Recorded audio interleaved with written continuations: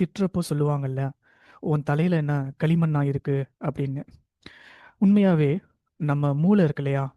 அது கல்லு மாதிரியான ஒரு பொருள் கிடையாது. அது களிமண் மாதிரி எல்லாத்துக்கும் வளைஞ்சு கொடுக்கக்கூடிய ஒரு பொருள் தான்.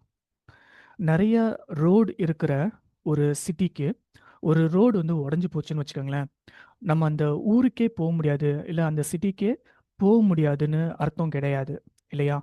நம்ம வேற ஒரு ரோட்ல, இல்ல புதுசா ஒரு ரோடு கட்டி கூட போலாம். கரெக்ட்டா? கிட்டத்தட்ட மூளையும் அப்படிதான். மூளையில வந்து அடிபடுறப்போ, இல்லாட்டி ஸ்ட்ரோக் மாதிரியான பிரச்சனை வரப்போ, அந்த மூளை என்ன பண்ணுது அப்படின்னா, தானாவே ரீவயர் பண்ணிக்குது. நான் என்ன சொல்ல வரேன் அப்படின்னா, ஃபார் எக்ஸாம்பிள் ஒருத்தருக்கு வந்து ஸ்ட்ரோக் வந்துடுச்சுன்னு வச்சுக்கோங்களேன், அவங்களால கை அசைக்கவோ, இல்ல பேசவோ முடியாம போயிடும். ஆனா, அவங்க தொடர்ந்து அதுக்காக பயிற்சி பண்ணாங்க அப்படின்னா